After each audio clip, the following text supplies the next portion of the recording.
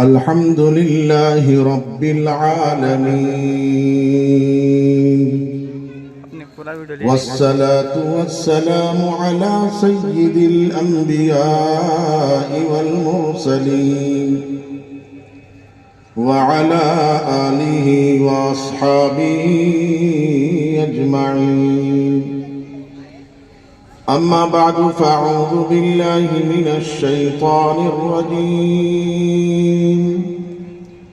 بسم الله الرحمن الرحيم. سبحان الذي يسرى بعبده ليلا من المسجد الحرام إلى المسجد الأقصى الذي باركنا حوله لنريه من آياتنا إنه هو السميع البصير. صدق الله العظيم.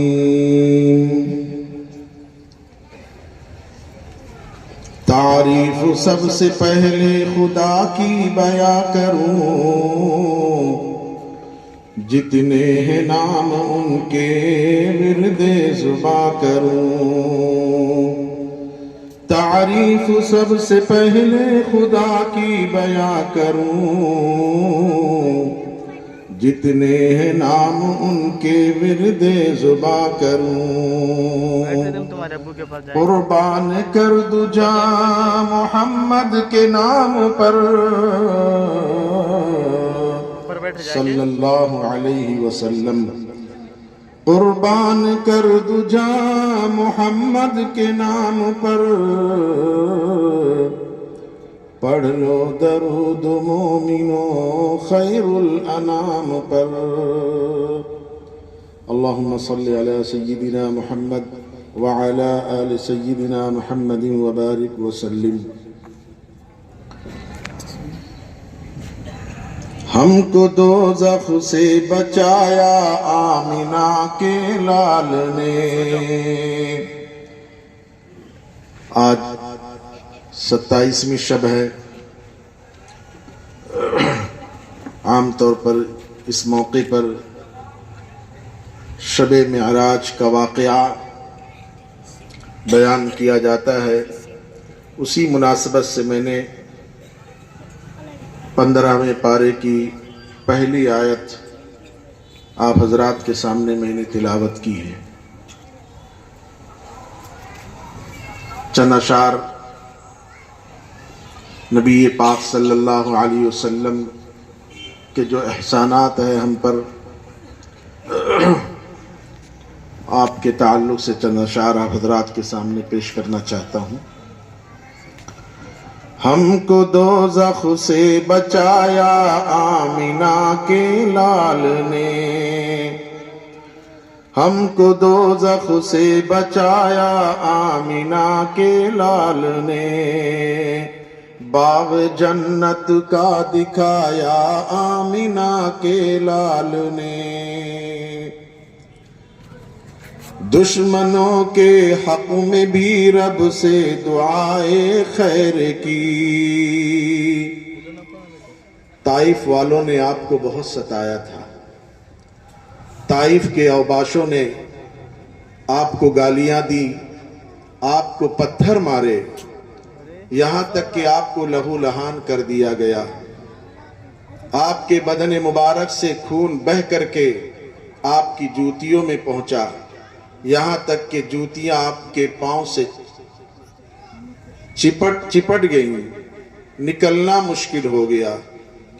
اس قدر آپ کو لہو لہان کر دیا گیا تھا. حضرت مولانا علی میاں ندوی رحمت اللہ علیہ فرماتے ہیں، اگر میں یہ کہوں تو بیجا نہ ہوگا کہ آپ کو طائف والوں نے خون میں ڈبو دیا تھا، خون سے غسل کر دیا گیا تھا آپ کو. اس کے باوجود آپ نے ان کے حق میں دعائے خیر کی. اسی کو شاعر کہہ رہا ہے،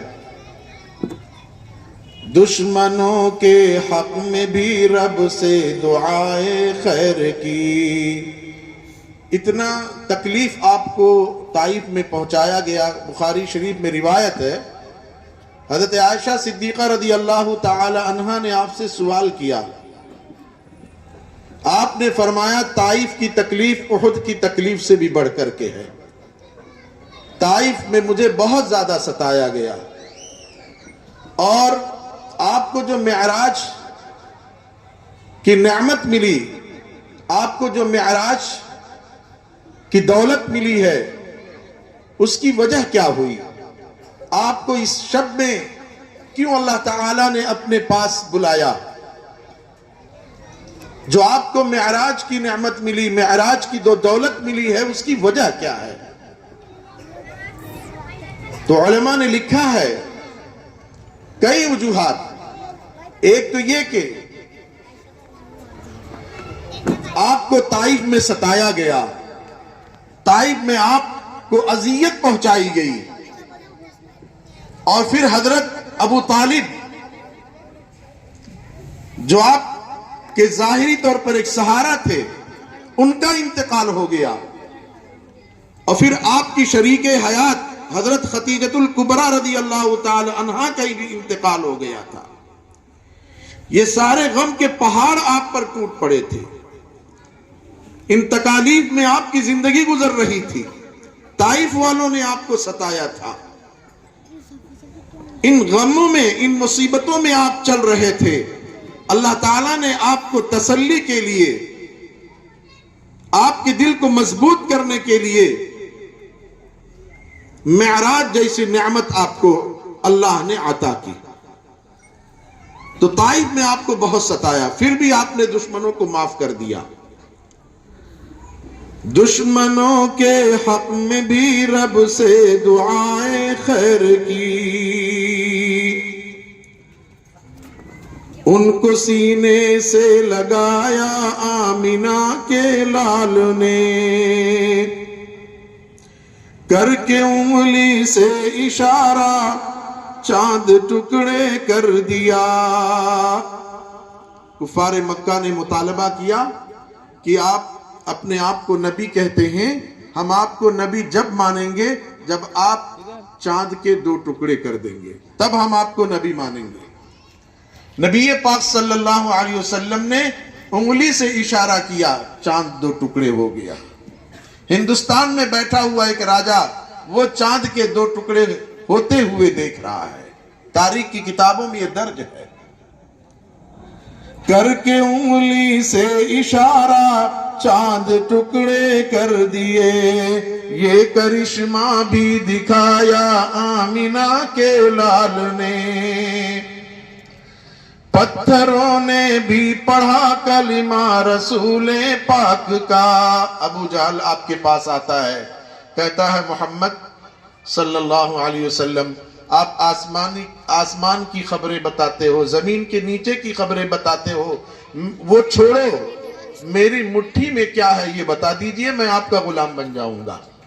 آسمان کی خبریں بتا رہے ہیں آپ, زمین کے نیچے کی باتیں بتا رہے ہیں, آپ آسمان کی باتیں بتانا چھوڑ دیجئے, آپ زمین کے نیچے کی باتیں بتانا چھوڑ دیجئے, میری مٹھی میں کیا ہے بتا دیجئے, میں ایمان لے آتا ہوں آپ پر, آپ کا غلام بن جاؤں گا.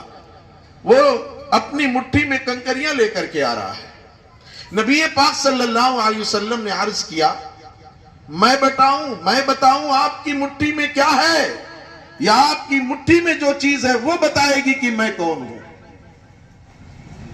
ابو جہل کہتا ہے کہ اگر میری مٹھی کی چیز بتلا دے کہ تم کیا ہو, تب تو اور جلدی میں آپ کا کلمہ پڑھنے میں تیار ہوں اور دیر نہیں لگاؤں گا, آپ کی غلامی اختیار کر لوں گا. نبی پاک صلی اللہ علیہ وسلم مخاطب ہوئے اس کے ہاتھ کی چیزوں کی طرف, آپ نے فرمایا کہ تو بتا میں کون ہوں, میں کیا ہوں. لکھا ہے کہ ہاتھ کے اندر حرکت ہوتی ہے ابو جہل کے, اور پھر تھوڑی دیر کے بعد ہاتھ کے اندر جو کنکری ہے, مٹھی میں جو کنکری ہے, با آواز بلند کہتی ہے اشہد انک رسول اللہ, میں گواہی دیتی ہوں کہ آپ اللہ کے رسول ہیں. وہ کنکری کہتی ہے. جب کنکر سے آواز آتی ہے تو ابو جہل زور سے پھینک کر کے کہتا ہے کہ محمد تیرا جادو اس کنکر پر بھی چل گیا, تو بڑا جادوگر ہے. اس کے قسمت میں ایمان نہیں تھا اور وہ چلا گیا. پتھروں نے بھی پڑھا کلمہ رسول پاک کا, یہ معجزہ بھی دکھایا آمینہ کے لال نے. دوستو بزرگوں, اللہ تعالیٰ نے ہمیں اتنی عظیم ہستی دی تھی, اللہ نے اتنا عظیم نبی ہمیں اللہ نے عطا کیا تھا, جو امام الانبیاء تھا, جو سید الانبیاء تھا, جس نبی کو اس امت سے اتنا لگاؤ, اتنا پیار, اتنی محبت تھی کہ فرش پر رہ کر کے اس امت کو کبھی نہیں بھولا, اور جب عرش پر پہنچے تو وہاں پر بھی اس امت کو یاد کیا, اس امت کو عرش پر بھی یاد کیا. میں مختصر واقعہ, چونکہ وقت کم ہے, مختصر واقعہ معراج کا آپ حضرات کے سامنے عرض کرنے کی کوشش کروں گا, اور اسی ضمن میں کچھ باتیں آپ حضرات کے سامنے کہتا چلوں گا. معراج کے تعلق سے بہت ساری باتیں ایسی لوگ بیان کر دیتے ہیں جس کا اس واقعے سے کوئی تعلق نہیں ہوتا ہے. بہت سی من گھڑت باتیں معراج کے تعلق سے بیان کی جاتی ہیں. نبی اکرم صلی اللہ علیہ وسلم ام ہانی کے گھر آرام فرما رہے ہیں. حضرت جبرائیل علیہ السلام کچھ فرشتوں کے ساتھ دروازے سے نہیں آتے ہیں, چھت کی طرف سے آتے ہیں. چھت پھٹتا ہے, حضرت جبرائیل علیہ السلام نبی پاک صلی اللہ علیہ وسلم کی خدمت میں آتے ہیں, آپ کو بیدار کرتے ہیں, اور بیدار کرنے کے بعد آپ کو حتیم میں لے کر کے آتے ہیں. یہ حتیم کیا ہے؟ بیت اللہ شریف کے متصل جو جگہ ہے جہاں چھوٹی سی دیوار بنائی گئی ہے, یہ حتیم ہے. یہ بھی بیت اللہ شریف میں داخل ہے. کفار قریش کے پاس اتنے پیسے نہیں تھے کہ وہ حتیم کو بھی بیت اللہ شریف میں شامل کر لیں اور وہ بھی تعمیر مکمل کر دیں. اتنے پیسے نہیں تھے, اتنا حصہ چھوڑ دیا. اس میں بھی اللہ کی حکمت اور مصلحت ہے کہ اتنا حصہ بیت اللہ شریف کا چھوٹ گیا. حکمت اور مصلحت یہ ہے کہ بیت اللہ شریف میں ہر شخص نہیں جا سکتا ہے کہ تالا کھولے اور اندر چلا جائے. اللہ تعالیٰ نے یہ احسان فرمایا کہ وہ بیت اللہ شریف کا وہ حصہ جو حتیم کا ہے اس کو باقی رکھا, اور اس میں امیر اور غریب ہر کوئی شخص اس میں داخل ہو سکتا ہے اور اس میں جا کر کے نماز پڑھ سکتا ہے. حتیم میں جانا ایسا ہی ہے جیسا کہ آپ بیت اللہ شریف میں گئے. نبی پاک صلی اللہ علیہ وسلم کو حتیم میں لایا گیا. حضرت جبرائیل علیہ السلام نے آپ کا سینہ چاک کیا, اوپن کیا آپ کا سینہ. اوپن ہارٹ سرجری یہ پہلا موقع ہے دنیا میں, سب سے پہلی مرتبہ جو ہے ہارٹ کی جو سرجری ہوئی ہے وہ نبی پاک صلی اللہ علیہ وسلم کی ہوئی. 4 مرتبہ آپ کا سینہ چاک کیا گیا, 4 مرتبہ. ایک سب سے پہلے بچپن میں کیا گیا, پھر 10 سال کی عمر میں کیا گیا, پھر نبوت کے موقع پر کیا گیا جب آپ کو نبوت ملی ہے, اور 4تھی مرتبہ یہاں حضرت جبرائیل علیہ السلام شب معراج کے موقع پر آپ کے سینے کو چاک کیا. پھر کیا کیا؟ حضرت جبرائیل علیہ السلام ایک برتن لے کر کے آئے تھے جنت سے, اس میں نور و حکمت بھرا ہوا تھا. حضرت جبرائیل علیہ السلام نے سینے کو چاک کر کے آپ کا دل مبارک نکالا, اور دل مبارک کو آپ نے زمزم کے پانی سے دھویا. یاد رکھیے, علماء لکھتے ہیں سب سے افضل پانی وہ پانی ہے جو آپ کے انگلی مبارک سے نکلا تھا. تمام پانیوں میں سب سے افضل پانی ہے, سب سے پہلا نمبر. دوسرا نمبر زمزم کا پانی سب سے افضل ہے. تیسرا نمبر حوض کوثر کا پانی, یہ سب سے افضل تیسرے نمبر پر. اور چوتھا مصر میں دریائے نیل ہے، یہ چوتھے نمبر کا پانی ہے سب سے افضل. تو سب سے افضل نمبر، پہلا نمبر وہ پانی جو آپ کے انگلی مبارک سے نکلا تھا، دوسرے نمبر پر زمزم کا پانی، تیسرے نمبر پر حوض کوثر کا پانی، اور چوتھے نمبر پر دریائے نیل جو مصر میں ہے وہ پانی.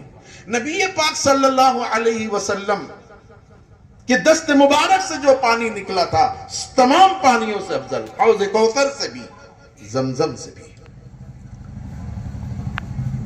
جو پانی آپ کے دست مبارک سے مس ہو گیا وہ پانی تو سب سے افضل ہو جائے گی. یہی وجہ ہے علماء نے لکھا ہے کہ جس زمین کو آپ کی جسد مبارک جس زمین کو ملا ہوا ہے، جہاں آپ آرام فرما رہے ہیں، زمین کا وہ حصہ بیت اللہ سے بھی افضل ہے. زمین کا وہ حصہ جہاں آپ آرام فرما رہے ہیں وہ بیت اللہ سے بھی افضل ہے، اس لیے کہ وہ زمین بھی مخلوق ہے، بیت اللہ بھی مخلوق ہے. جب دونوں میں تقابل ہوگا تو پھر زمین کا وہ حصہ جو آپ کے جسد اطہر سے ملا ہوا اس کا مقام بڑھ جائے گا. اسی لیے حضرت عمر فرماتے ہیں، کعبہ کا طواف کرتے ہوئے فرماتے ہیں، جب حجر اسود کے پاس پہنچتے ہیں تو فرماتے ہیں حجر اسود کو مخاطب کرتے ہوئے، انی اعلم انک حجر، میں جانتا ہوں کہ تو پتھر ہے، میں جانتا ہوں کہ تو پتھر ہے. میں تجھے اگر بوسہ لیتے ہوئے حضور کو نہ دیکھتا تو میں کبھی بھی تجھے بوسہ نہ لیتا. یہ ہے حضور کا مقام اور مرتبہ. حضرت جبرائیل علیہ السلام نے آپ کے سینے کو چاک کیا اور پھر آپ کے سینے کو دھویا، آپ کے قلب اطہر کو دھویا اور پھر جو ہے آپ کے قلب اطہر کو سینے میں رکھ دیا اور اللہ تعالیٰ نے ساری نسوں کو جوڑ دیا. آپ کو وہاں سے لے کر کے حضرت جبرائیل علیہ السلام آگے بڑھتے ایک سواری پر جس کا نام ہے براق. جنت سے لایا جاتا ہے وہ سواری، وہ اتنی تیز سواری ہوتی ہے، آقا فرماتے ہیں جہاں میری نظر کی انتہا ہوتی ہے وہاں اس جانور کا، اس سواری کا پہلا قدم پڑتا ہے. اتنی تیز سواری. آپ پہنچتے ہیں مدینہ منورہ، حضرت جبرائیل فرماتے یہاں اتر جائیے، یہ یثرب ہے. یثرب پرانا نام جو ہے اس کا یثرب تھا، آج مدینۃ الرسول نام رکھا گیا ہے. وہاں آپ 2 رکعت نفل نماز پڑھتے ہیں، وہاں سے تشریف لے جاتے ہیں، مدین جاتے ہیں. حضرت شعیب علیہ السلام جہاں قیام فرماتے وہاں آپ 2 رکعت نفل نماز پڑھتے ہیں. طور سینا تشریف لے جاتے ہیں جہاں حضرت موسیٰ علیہ السلام اللہ سے کلام فرماتے تھے وہاں 2 رکعت نماز پڑھتے ہیں. بیت اللحم جہاں حضرت عیسیٰ علیہ السلام کی ولادت ہوئی ہے وہاں تشریف لے جاتے ہیں. حضرت جبرائیل فرماتے یہاں آپ 2 رکعت نفل نماز پڑھ لیجئے اور پھر آپ بیت المقدس میں تشریف لے جاتے ہیں. بیت المقدس میں آپ تشریف لے جاتے ہیں جہاں پر دوستو بزرگوں آج حالات ہیں، دشمنوں کے قبضے میں ہیں. ہم سب دعا کریں اس مبارک مجلس میں اللہ تعالی بیت المقدس کو، مسجد اقصی کو ان دشمنوں کے چنگل سے رہائی نصیب فرمائے، آزاد کرے، اللہ ان کی مدد فرمائے. تو میں عرض کر رہا تھا دوستو، وہاں نبی پاک صلی اللہ علیہ وسلم سارے انبیاء کو نماز پڑھاتے ہیں. اسی وجہ سے آپ کو امام الانبیاء کا خطاب ملتا ہے. آپ اس کے بعد وہاں سے پہلے آسمان پر تشریف لے جاتے ہیں. حضرت حضرت آدم علیہ السلام سے ملاقات ہوتی ہے. دوسرے پر حضرت عیسیٰ، حضرت یحییٰ سے ملاقات ہوتی ہے. اسی طرح تیسرے آسمان پر حضرت یوسف سے، چوتھے پر حضرت ادریس سے، پانچویں پر حضرت ہارون سے، حضرت موسیٰ سے چھٹے اور ساتویں حضرت ابراہیم علیہ السلام سے. ان 7 آسمان پر تمام انبیاء سے ملاقات ہوتی ہے. اس کو کن انبیاء سے کن آسمان پر ملاقات ہوتی ہے اس کو یاد کرنے کے لیے حضرت مولانا اشرف علی تھانوی رحمت اللہ علیہ نے ایک لفظوں میں جمع کیا ہے کہ اگر آپ کو یاد کرنا ہو کہ کس آسمان پر کس نبی سے آپ نے ملاقات کی، اعیاہما، یہ لفظ یاد کر لیجئے. آپ کو اس لفظ کے ذریعے پتہ چل جائے گا کہ پہلے آسمان پر کون، دوسرے آسمان پر کون. جتنے انبیاء سے آپ کی ملاقات ہوئی ان کے نام کے پہلا حرف جو ہے اس میں ہے اعیاہما. پہلے آسمان پر حضرت آدم کی الف اور دوسرے آسمان پر حضرت عیسیٰ کی عین. اس طریقے سے آپ آگے سدرۃ المنتہا پر آپ پہنچتے ہیں. حضرت جبرائیل فرماتے ہیں یا رسول اللہ یہ میری حد ہے. سدرہ کے معنی آتے ہیں بیر عربی میں اور منتہا کے معنی آتے ہیں آخر. کیا مطلب سدرۃ المنتہا کا؟ نیچے سے جو فرشتے اعمال لے کر کے جاتے ہیں وہ سدرۃ المنتہا پر رک جاتے ہیں، اس کے آگے نہیں جا سکتے، اور اوپر سے جو فرشتے احکام اللہ کا لے کر کے آتے ہیں وہ سدرۃ المنتہا تک۔ اوپر والے فرشتوں کی بھی انتہا سدرۃ المنتہا اور نیچے والے فرشتوں کی بھی انتہا سدرۃ المنتہا۔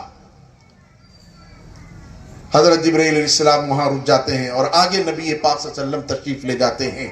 کہاں تک لے جاتے ہیں؟ آپ عرش پہنچتے ہیں، اللہ کے اتنے قریب ہوتے ہیں، اتنے قریب ہوتے ہیں کہ لکھا ہے کہ اللہ تعالیٰ سے ہم کلام ہوتے ہیں، اللہ سے محو گفتگو ہوتے ہیں، اللہ تعالیٰ کے حضور ہدیہ پیش کرتے ہیں اور وہاں سے ہدیہ لے کر کے آپ واپس تشریف لاتے ہیں۔ کیا ہدیہ لے کر کے آتے ہیں؟ 3 چیزیں آپ کو وہاں سے ملتی ہے ہدیے کی، 3 چیزیں۔ نماز کا ہدیہ ملتا ہے، 50 وقت کی نماز کا ہدیہ، کہ 50 نمازیں آپ کو پڑھنی ہیں، 50 نمازیں۔ دوسرا ہدیہ جو آپ لے کر کے وہاں سے تشریف لاتے ہیں، سورہ بقرہ کی آخری 2 آیتیں، آمن الرسول بما انزل الیہ من ربہ والمؤمنون کل آمن باللہ وملائکتہ وکتبہ، آخر تک، سمعنا واطعنا غفرانک ربنا والیک المصیر۔ آخری 2 آیتیں اللہ کے حضور سے یہ لے کر کے آتے ہیں، اللہ اپنے خزانے سے اس تحفے کو دیتے ہیں۔ بخاری شریف میں ہے کہ جو آدمی ان 2 آیتوں کو رات میں پڑھے گا اللہ اس کی طرف سے کافی ہو جائیں گے۔ ان 2 آیتوں کو ہم پڑھتے ہی نہیں، ہم تو سو رہے ہیں تو بھی موبائل میں گانا سنتے سنتے سو رہے ہیں، موبائلوں کو دیکھ دیکھ کر کے سو رہے ہیں۔ ہمیں تو ان وظائف کو، ان آیتوں کو پڑھنے کا وقت کہاں ہے؟ ہمیں یقین نہیں نبی پاک صلی اللہ علیہ وسلم کی ان باتوں پر۔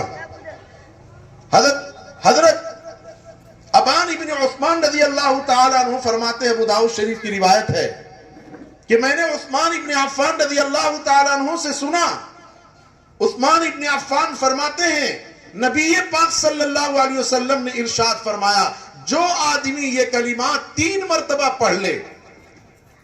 کون سے کلمات؟ بسم اللہ الذی لا يضر مع اسمہ شیء فی الارض ولا فی السماء وهو السمیع العلیم۔ جو آدمی 3 مرتبہ پڑھ لے، 3 مرات، لم تصبہ حتی فجأت بلاء، لم تصبہ فجأت بلاء، تو اسے کوئی بھی مصیبت ناگہانی نہیں آئے گی، ناگہانی مصیبتوں سے وہ بچ جائے گا۔ جو آدمی 3 مرتبہ اس کو پڑھ لے، صبح تک، صبح میں اگر کوئی آدمی 3 مرتبہ پڑھ لے، شام تک ہر بلا سے، ہر مصیبت سے وہ بچ جائے گا۔ لم تصبہ فجأت بلاء، آدمی سفر کر رہا ہے، ایکسیڈنٹ کا خطرہ ہے، یہ پڑھ لیجئے آپ ان تمام چیزوں سے بچ جاؤ گے۔ اور جو آدمی شام کو 3 مرتبہ پڑھ لے گا، لم تصبہ فجأت بلاء حتی یمسی، تو حتی یصبح، صبح تک وہ ان مصیبتوں سے بچ جائے گا۔ نہ فالج کا کوئی خطرہ، نہ ایکسیڈنٹ کا کوئی خطرہ، نہ اور کسی مصیبت کا خطرہ، حضور فرما رہے ہیں۔ ابان ابن عثمان جو اس حدیث کے راوی ہیں، ان کو فالج کا اثر ہوا، فالج کا اثر ہوا۔ ایک آدمی جو اس حدیث کو ان سے سنا تھا کہ جو اس کلمات کو پڑھے گا مصیبتوں سے بچ جائے گا، خود ابان ابن عثمان کو فالج ہو گیا ہے، تو وہ دیکھ رہا تھا سوالیہ نگاہ سے۔ ابان ابن عثمان نے اس کو پوچھا، تو مجھے کیوں دیکھ رہا ہے اس نظر سے، کیا بات ہے؟ اس نے کہا، حضرت آپ نے فرمایا تھا کہ جو آدمی اس وظیفے کو پڑھے گا وہ مصیبتوں سے محفوظ ہو جائے گا، آپ کو تو لقوے کی بیماری ہو گئی، آپ کو فالج ہو گیا ہے، خود آپ ہی کو فالج ہو گیا۔ حضرت ابان ابن عثمان نے فرمایا، نہ میں نے غلط کہا ہے، خدا پاک کی قسم، نہ عثمان ابن عفان نے غلط کہا، نہ نبی پاک صلی اللہ علیہ وسلم نے غلط کہا ہے، میں آج اس دعا کو پڑھنا بھول گیا تھا، میں اس دعا کو آج پڑھنا بھول گیا تھا۔ میرے دوستو، ان کو یقین تھا نبی پاک صلی اللہ علیہ وسلم کی ایک ایک بات پر۔ صحابہ کو کتنا یقین تھا؟ ابو داؤد شریف کا ایک واقعہ سناتا ہوں۔ نبی پاک صلی اللہ علیہ وسلم نے ایک دیہاتی شخص سے ایک گھوڑا خریدا، پیسہ پاس نہیں تھا، خرید لیا، بے ہو گئی، بھاؤ ہو گیا، رقم طے ہو گئی. حضور نے فرمایا میرے پاس اس وقت پیسہ نہیں، آپ میرے گھر چلیے، میں آپ کو پیسہ دے دیتا ہوں. آپ جو ہے تیزی سے چلنے لگے، وہ پیچھے اپنا گھوڑا لیے ہوئے آپ کے پیچھے چل رہا ہے. حضور آگے چل رہے ہیں، وہ پیچھے چل رہا ہے. لوگ راستے میں مل رہے ہیں، گھوڑے کو دیکھ رہے ہیں، گھوڑا تیز چل رہا ہے، گھوڑا اچھا گھوڑا. لوگ پوچھ رہے ہیں اس کی قیمت کہ تم کتنے میں بیچو گے. پوچھنے والوں کو معلوم نہیں تھا کہ حضور نے اس گھوڑے کو خرید لیا ہے. کچھ لوگوں نے زیادہ قیمت بتائی. اس آدمی کی نیت میں خرابی آ گئی. اس نے زور سے پکارا حضور کو کہ آپ یہ گھوڑا خریدتے ہیں یا نہیں؟ آپ یہ گھوڑا لیتے ہو یا نہیں؟ میں دوسرے کو بیچنا چاہتا ہوں. حضور نے جب یہ سنا، نبی پاک صلی اللہ علیہ وسلم نے ارشاد فرمایا کہ میں نے تو یہ گھوڑا خرید لیا تجھ سے، تو نے مجھے بیچ دیا ہے. اس نے کہا نہیں، میں نے آپ کو نہیں بیچا ہے. حضور نے فرمایا میں نے خریدا ہے، تو نے بیچا ہے. وہ آدمی کہہ رہا ہلم شہیدا، اگر آپ نے خریدا ہے یہ گھوڑا تو کوئی گواہ لاؤ. ہے تمہارے پاس کوئی گواہ؟ ہلم شہیدا، کوئی گواہ ہو تو پیش کرو. وہیں سے حضرت خزیمہ رضی اللہ تعالی عنہ گزر رہے تھے. انہوں نے اپنی کان سے سنا حضور فرما رہے میں نے یہ گھوڑا خریدا. حالانکہ بیچتے وقت خریدتے وقت وہ موجود نہیں تھے. انہوں نے فرمایا اشہد انک قد بعیتہ. خزیمہ شہادت دیتا ہے، گواہی دیتا ہے کہ حضور کہ تو نے یہ گھوڑا بیچا ہے. جب حضور نے یہ شہادت سنی خزیمہ سے، فاقبل النبی صلی اللہ علیہ وسلم علی خزیمہ، حضور خزیمہ کی طرف متوجہ ہوئے. فرمایا بما تشہد خزیمہ، خزیمہ تم نے گواہی کس طریقے سے دے دی؟ خریدتے وقت تم موجود نہیں تھے، تمہیں کیسے پتا ہے کہ میں نے یہ گھوڑا خریدا ہے؟ کیا جواب دیتے ہیں حضرت خزیمہ؟ اللہ اکبر. خزیمہ فرماتے ہیں بتصدیقک یا رسول اللہ، اللہ کے رسول اگرچہ آپ کے خریدتے وقت میں موجود نہیں تھا، لیکن میری کانوں نے سنا ابھی آپ فرما رہے تھے کہ میں نے یہ گھوڑا تجھ سے خریدا ہے. یا رسول اللہ جب آپ نے تصدیق کر دی ہے، آپ کی زبان رسالت نے اقرار کر لیا، تو خزیمہ کیوں نہیں شہادت دے گا بتصدیق کہ یا رسول اللہ، آپ کی تصدیق کرنے پر، آپ کے شہادت پر میں نے شہادت دی ہے، میں نے گواہی دی ہے. اللہ کے رسول آپ ہمیشہ سچ بولتے ہیں، غلط نہیں بولتے. آپ جو بات بولتے ہیں وَمَا يَنْتِقُ عَنِ الْهَوَىٰ إِنْ هُوَ إِلَّا وَحْيٌ يُوحَىٰ، اللہ کی طرف سے آپ بولتے ہیں. نبی پاک صلی اللہ علیہ وسلم اتنا خوش ہوئے، فرمایا ایک تمغہ دیا، انعام دیا. فرمایا خزیمہ جا تیری ایک کی شہادت اب 2 آدمیوں کے شہادت کے برابر ہوگی. ایک آدمی کی شہادت تیری 2 آدمیوں کی. نکاح میں 2 آدمی کی شہادت ضروری ہے، لیکن اکیلے خزیمہ اگر شہادت دے دیں گے گواہ بن جائیں گے، قبول ہے. میرے دوست بزرگوں، یہ دوسری چیز آپ لے کر کے آئے. آخری دعا ہے. تیسری چیز جو آپ لے کر کے آئے وہاں سے وہ یہ کہ اگر آپ کا امتی گناہ کرے گا، گناہ کبیرہ کرے گا، لیکن اس کے بعد اگر وہ کثرت سے عبادت کرے گا تو اس عبادت کی برکت سے، اس عبادت کے نور سے اسے ندامت پیدا ہوگی اور اللہ اس کے گناہ کبیرہ کو معاف کر دے گا. میرے دوست بزرگوں، نبی پاک صلی اللہ علیہ وسلم وہ 50 نماز لے کر کے آ رہے ہیں. حضرت موسیٰ علیہ السلام کے پاس پہنچ رہے ہیں. حضرت موسیٰ علیہ السلام فرماتے ہیں میری امت 2 نمازیں نہیں ادا کر پائی، 50 نمازیں کیسے ادا کرے گی؟ اللہ کے پاس جا کر کے کم کرائیے. جاتے ہیں، کم ہوتے ہوتے 5 رہ جاتی ہیں. پھر بھیجتے ہیں. اللہ کے رسول فرماتے ہیں اب نہیں جاؤں گا، ورنہ کریم کے دربار سے خالی لوٹ کر کے آؤں گا، اب نہیں جاؤں گا. 5 لے کر کے آتے ہیں. میرے دوست بزرگوں، یہ 5 نمازوں کا ہدیہ کیوں آپ کو اللہ نے عرش پر دیا؟ سوال پیدا ہوتا ہے. مفتی شفیع صاحب پاکستانی فرماتے ہیں حج کا احکام اللہ نے زمین پر دیا، فرش پر. روزے کا احکام اللہ نے زمین پر دیا، فرش پر دیا. لیکن اللہ تعالیٰ نے جب نماز کو دینا ہوا تو عرش پر بلایا. ایک وجہ یہ چونکہ آپ غمزدہ تھے، آپ کو تسلی دینے کے لیے اللہ نے آپ کو عرش پر بلایا. یہ امت کو 50 نمازوں کا ہدیہ کیوں دیا اللہ تعالیٰ نے؟ اس لیے دیا کہ جب نبی عرش پر پہنچا وہاں پر بھی اس امت کو نہیں بھولا، اور دل میں یہ جذبہ پیدا ہوا، یہ خیال پیدا ہوا کہ اللہ نے مجھے یہ مقام عطا کیا، مجھے معراج کا مقام عطا کیا، یہ نعمت عطا کی. اللہ میری امت کو بھی یہ نعمت عطا کر دے. آپ کے دل میں یہ جذبہ پیدا ہوا، یہ خیال پیدا ہوا امت کے لیے۔ اللہ تعالیٰ نے فرمایا کہ میرے نبی اگر تم یہ چاہتے ہو کہ تمہارا جو مقام اور مرتبہ آج تم کو ملا ہے، معراج کی نعمت جو تم کو ملی ہے، جا میں تیری امت کو بھی یہ نعمت دیتا ہوں کہ تیری امت اگر نماز پڑھے گی تو اس کو بھی وہی قرب کا مقام ملے گا جو آج تم کو بھی قرب کا مقام ملا ہے۔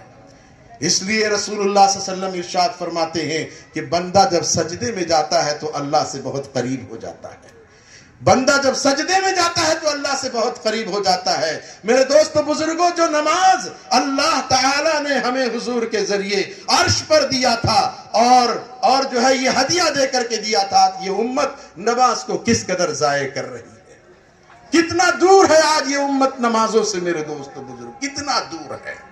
یہ امت کتنی عظیم امت ہے۔ سوال پیدا ہوتا ہے، ایک مفتی حضرت مولانا عثمانی رحمت اللہ علیہ مسلم شریف کے شرح میں لکھتے ہیں کہ حضرت موسیٰ علیہ السلام کے دل میں یہ بات کیوں آئی کہ اللہ سے آپ جا کر کے 5 نمازیں اور معاف کرائیے، 5 اور معاف کرائیے۔ اور نبیوں سے بھی مل کر کے آئے لیکن کسی نبی نے آپ کو نہیں کہا۔ حضرت ابراہیم سے ملاقات ہوئی، انہوں نے کچھ نہیں کہا۔ حضرت موسیٰ ہی کے دل میں یہ بات کیوں آئی؟ علامہ شبیر احمد عثمانی لکھتے ہیں اس کی وجہ یہ ہے، ایسا تو نہیں ہے۔ دیکھیے، اگر کوئی پتا ہلتا ہے وہ بھی اللہ کے حکم سے ہلتا ہے، اگر زمین پر بارش کا قطرہ گرتا ہے اللہ کے حکم سے گرتا ہے۔ تو حضرت موسیٰ علیہ السلام کے دل میں جو خیال آیا کہ نماز کم کرائیے، بغیر اللہ کی اجازت سے یہ خیال پیدا نہیں ہوا۔ کیوں خیال آیا؟ اس کی وجہ علامہ شبیر احمد عثمانی فرماتے ہیں، چونکہ حضرت موسیٰ علیہ السلام نے جب دیکھا اس امت کے مقام اور مرتبہ کو، تو حضرت موسیٰ علیہ السلام نے یہ دعا کی تھی، یہ تمنا کی تھی، الہ العالمین مجھے اس نبی کے امت میں پیدا فرما جس امت کے یہ مقام اور مرتبہ ہے۔ اس امت کا مقام اور مرتبہ کیا ہے، اس سے اندازہ لگائیے۔ اقرا اقرا، قرآن کا پہلا لفظ غار ہرا میں اتر رہا ہے۔ اقرا کے مخاطب کوئی اور نہیں، یہ امت ہے، فرشتے نہیں ہیں اقرا کے مخاطب۔ اقرا، قرآن پڑھیے آپ، اس اقرا کے مخاطب فرشتے نہیں، یہ امت ہے۔ فرشتے قرآن نہیں پڑھ سکتے، ان کا جو لسانی عمل ہے وہ تسبیح ہے، وہ تقدیس ہے اللہ کا۔ نحن نسبح بحمدک ونقدس لک، لسانی عمل ان کا یہ ہے۔ قرآن فرشتے نہیں پڑھ سکتے ہیں، یہ انسان کو یہ اجازت دیا ہے کہ وہ قرآن پڑھ رہا ہے۔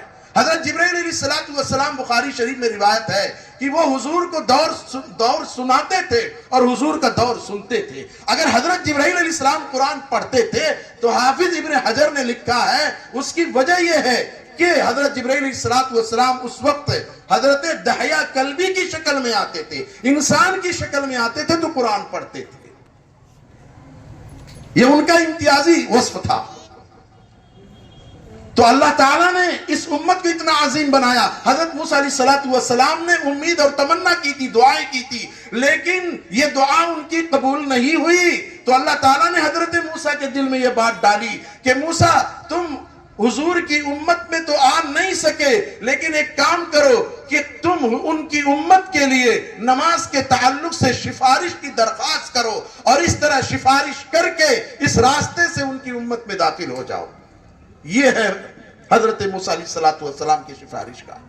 تو بہرحال میں عرض کر رہا تھا میرے دوستو، آج ہم نے نماز کو ضائع کر دیا۔ ہماری نمازوں کا حال کیا ہے میں بتلاؤں؟ ایک شاعر کہتا ہے ہماری نمازوں کا حال کیا ہے، ظہر عصر گزر گئی مغرب مجھے پتا نہیں، فجر عشاء کو تھا میں کام سے فجر کو میں اٹھا نہیں۔ یہ ہماری نمازوں کا حال۔ اور اگر ہم پڑھ بھی رہے ہیں نماز تو ہماری نماز حال کیا ہے پڑھنے والوں کا؟ ہاتھ باندھے کھڑے ہیں صف میں، سب اپنے اپنے خیال میں، کوئی دکان میں ہے، کوئی کہاں گھوم رہا ہے، کوئی کہاں گھوم رہا ہے، نماز میں کوئی نہیں ہے۔ ہاتھ باندھے کھڑے ہیں صف میں، سب اپنی اپنی خیال میں ہیں۔ امام مسجد سے پوچھے کوئی نماز کس کو پڑھا رہا ہے، تیرے پیچھے کوئی نہیں ہے۔ میرے دوستو نماز پڑھیے۔ 2 منٹ میں اپنی بات نماز کے تعلق سے۔ نماز الفرق بین الکفر والایمان بالصلاۃ، کفر اور ایمان کے درمیان جو فرق ہے وہ نماز ہے، وہ نماز ہے۔ نماز کو قائم کیجئے۔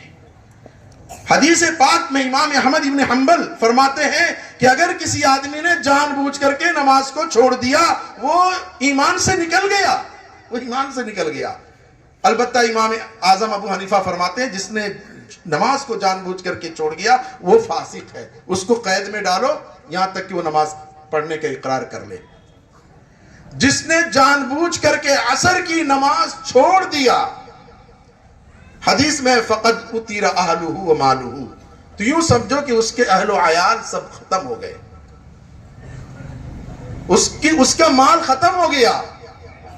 اتنی وعیدیں ہیں نماز چھوڑنے پر میرے دوستو بزرگوں، اس لیے آج کی اس مجلس میں ایک وعدہ کیجئے کہ انشاءاللہ ہماری کوئی نماز نہیں چھوٹے گی انشاءاللہ۔ کون نماز کی پابندی کرے گا؟ ہاتھ اونچا کرے۔ اللہ تعالیٰ ہماری ہاتھ کا لاج رکھے اور اس مقدس مجلس میں اللہ تعالیٰ ہمیں نمازوں کا پابند بنا دے۔ آخری بات، میں صبح سے کئی مجلسوں میں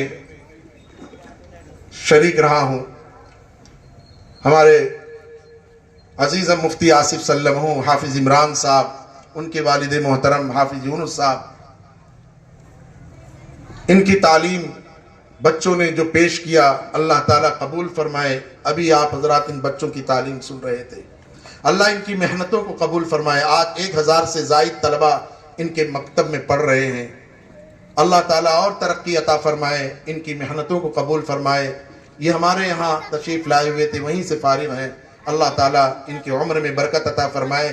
دوستو بزرگوں یاد رکھیے، امام غزالی رحمت اللہ علیہ نے احیاء العلوم میں لکھا ہے کہ جو آدمی قرآن کی عظمت کرے گا، قرآن والوں کی عظمت کرے گا، اللہ اس کے خاندان میں اللہ والے پیدا فرمائیں گے۔ جو آدمی قرآن کی عظمت کرے گا، قرآن والوں کی عظمت کرے گا، اللہ اس کے خاندان میں اہل اللہ پیدا کریں گے، اللہ والے پیدا کریں گے۔ میرے دوستو، دشمن آج مدارس کی طاقت کو سمجھ رہا ہے، مکاتب کی اہمیت کو سمجھ رہا ہے، اور ہم مکاتب اور مدارس سے دور ہیں بالکل۔ میں نام نہیں لیتا، دشمن چلا چلا کے کہہ رہا ہے مسلمانوں سے کوئی ڈر نہیں ہے، ڈر ہے ان مدارس سے، یہیں سے اسلام پھیل رہا ہے۔ اسلام کی طاقت یہیں مدارس سے مل رہی ہے، مکاتب سے مل رہی ہے، بلکہ وہ نام تک لیتا ہے کہ سب سے زیادہ جو طاقت مل رہی اسلام کو دارالعلوم دیوبند سے مل رہی ہے، وہیں سے پھیل رہا ہے اسلام۔ میں نام نہیں لے رہا ہوں۔ دشمنان اسلام مدارس کی طاقت اور اس کی اہمیت کو سمجھ رہے ہیں، مکاتب کی طاقت اور اس کی اہمیت کو سمجھ رہے ہیں، لیکن مسلمان مکاتب اور مدارس سے دور ہے۔ اللہ ہمیں اس کی اہمیت کو سمجھا دیں۔ نہ سمجھو گے تو مٹ جاؤ گے ہندی مسلمانوں، تمہاری داستان نہ رہے گی داستانوں۔ کیا میں کہوں میرے دوستو، دل کا زخم کس طرح سے پیش کروں۔ اللہ ہماری قوم کو سمجھا دے، بیدار کر دے۔ ہم کہاں جا رہے ہیں؟ یہ ننھے منھے بچے جو ابھی پیش کر رہے تھے، یہ مکاتب کی تعلیم کا نتیجہ ہے۔ میں 2 منٹ میں اور 2 منٹ 10:15 کا ٹائم مجھے دیا، 2 منٹ میں اور ایک واقعہ سنا کر کے میں ختم کروں گا اپنی بات، اور اس سے میں سمجھانا چاہوں گا کہ مکاتب کی تعلیم کی اہمیت کیا ہے، ان مدارس کی تعلیم کی اہمیت کیا ہے۔ کچھ بچھ میں جب زلزلہ آیا تھا بہت سال پہلے، گجرات میں جب زلزلہ آیا تھا، کئی ہزار لوگ اس زلزلے میں مر گئے۔ جو لوگ زکوٰۃ دیتے تھے وہ زکوٰۃ کے مستحق ہو گئے تھے، بے گھر ہو گئے تھے، زکوٰۃ دینے والے لینے والے بن گئے تھے، اتنا نقصان ہوا تھا۔ لوگ وہاں اپنا امداد لے کر کے جا رہے تھے، بہت سی تنظیمیں وہاں پر کام کر رہی تھی، مسلمانوں کی تنظیمیں، غیر مسلموں کی تنظیمیں، لوگ جو ہے امداد لے کر کے جا رہے، کوئی کپڑا دے رہا ہے، کوئی غلہ دے رہا ہے، کوئی اناج دے رہا ہے، کوئی کھانا دے رہا ہے۔ حضرت مولانا سجاد صاحب نعمانی دامت برکاتہم نے یہ واقعہ جامعہ تعلیم الدین ڈھابیل کے سالانہ جلسے میں سنایا تھا، میں خود اس میں تھا۔ انہوں نے یہ واقعہ سنایا۔ کیا واقعہ؟ کہ مسلمانوں کی ایک تنظیم اپنا امداد لے کر کے جا رہی تھی کہ لوگوں کی مدد کریں گے۔ سامنے سے پولیس کی گاڑی آئی، انہوں نے کہا کہ آپ دوسری طرف جائیے، اس طرف کچھ لوگ تقسیم کر رہے ہیں۔ وہ گاڑی پولیس کی آگے نکل گئی۔ مسلمانوں نے سوچا کہ آخر کیا بات ہے، انہوں نے ہمیں منع کیا، ہمیں جا کر کے دیکھنا چاہیے۔ وہ آگے گئے، وہاں جب پہنچتے ہیں تو وہاں غیر مسلم کی ایک تنظیم, میں نام نہیں لیتا, ان کی ایک تنظیم وہاں پر راشن تقسیم کر رہی ہے, اور لوگ جو ہے لائن لگا کر کے راشن لے رہے ہیں, غلہ لے رہے ہیں, اناج لے رہے ہیں. اسی میں ایک مسلمان لڑکا 8-9 سال کا, سر پر ٹوپی, کرتا پائجامہ پھٹا ہوا, وہ بھی لائن میں آیا, اور جب اسٹیج کے قریب آیا تو دینے والے نے, جو خاص قسم کے وہ کپڑے پہنے ہوئے تھے, دینے والے نے اس کے کان میں کچھ کہا. جیسے ہی اس کے کان میں وہ بات آئی, وہ دوڑتا ہوا بھاگا, چلاتا ہوا, روتا ہوا, چلاتا ہوا بھاگا پیچھے کی طرف. کیا کہتے ہوئے؟ اشہد واللہ الہ الا اللہ, اشہد واللہ الہ الا اللہ, واشہد ان محمد رسول اللہ. یہ کہتے ہوا وہ بھاگا. وہ مسلمان جو اس طرف گئے ہوئے تھے, دور ایک درخت کے پاس کھڑے ہو کر کے یہ منظر دیکھ رہے تھے. جب وہ لڑکا بھاگا اس طرف تو وہ لوگ اس کو آگے سے پکڑ لیے, اور پکڑ کر کے اس کو جو ہے سینے سے لگایا, سر پر ہاتھ رکھا. بیٹا کیا بات ہے, تم نے غلہ کیوں نہیں لیا, کیوں بھاگ رہے ہو, کیوں یہ پڑھ رہے ہیں اشہد اللہ الہ الا اللہ واشہد ان محمد رسول اللہ, کیا بات ہے؟ وہ لڑکا روتے ہوئے کہہ رہا ہے کہ حضرت جی میں مکتب میں پڑھا ہوں, میرے استاذ نے مکتب میں ایک تعلیم دیا تھا. وہ تعلیم یہ ہے کہ بیٹا اللہ کے ساتھ کسی کو شریک نہ ٹھہرانا, اللہ ایک ہے, اس کا کوئی ساجھی نہیں, اس کا کوئی شریک نہیں, اللہ کے علاوہ کسی اور کو نہ پکارنا. میں جب اسٹیج کے قریب پہنچا تو انہوں نے مجھے کہا کہ تم جے شری رام کا نعرہ لگاؤ. میں نے جب یہ سنا میرے استاذ کی بات یاد آ گئی, میرے مکتب میں پڑھائے استاذ کا سبق یاد آیا. میں نے سوچا میں بھوکا رہ لوں گا, میں ننگا رہ لوں گا, لیکن میں یہ کفریہ کلمہ نہیں کہوں گا, اور میں اس لیے زور سے اشہدو اللہ الہ الا اللہ کہتا ہوا بھاگا.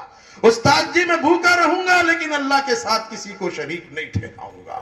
میرے دوستو یہ ہے مکتب کی تعلیم کی برکت, یہ ہے مکتب کی تعلیم کی طاقت.